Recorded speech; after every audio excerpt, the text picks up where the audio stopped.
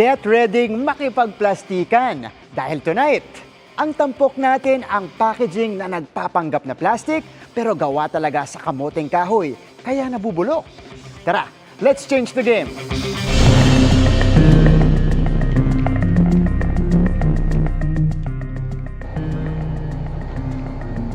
Ano pare, sakit lang talaga eh.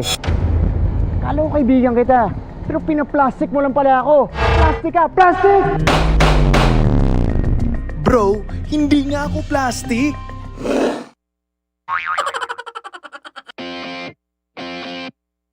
Mga kapuso, this is not your usual plastic na harmful sa kalikasan. Dahil ang plastic na ito, kayang mag-biodegrade in 64 days.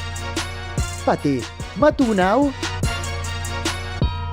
Yan ang cassava bioplastics, made from cassava o kamoteng kahoy, at ginagawa locally ng startup company na Ako Packaging.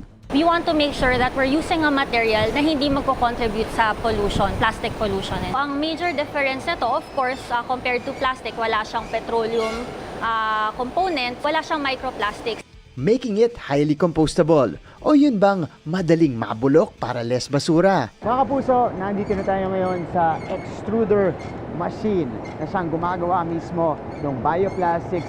First step, ilalagay natin ang cassava pellet sa hopper feeder. We're making use of cassava starch, so siya na yung pulverized, no, parang powdered form. Now we're mixing it with compostable polymers para maging resin. Tutunawin ang cassava pellets papunta sa blower para mabuo ang film. At rekta na agad sa printing machine para malagyan ng design gamit ang water-based pigments. Meron na tayong Hindi Ako Plastic Halloween loot bag. Kakaiba rin yung pakiramdam natin dito sa plastic. It's not your, of course, conventional plastic material. It's softer. Yun yung una ko napansin. Yung texture niya, I think smoother as well. It can hold up to 5 to 6 kilos. Pero hindi na rin kailangang antayin ng 64 days para ma-decompose ang cassava bags. Dahil pwede rin itong tunawin gamit ang mainit na tubig. Ayan na! Naghihiwala-hiwalay na siya.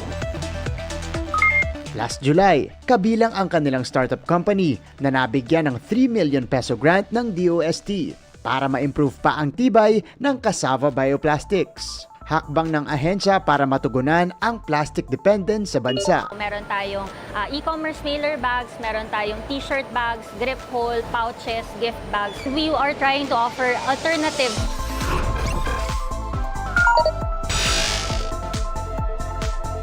There you have it mga kapuso. Sana masuportahan pa natin ang research and development ng mga produktong nakabubuti para sa ating kalikasan.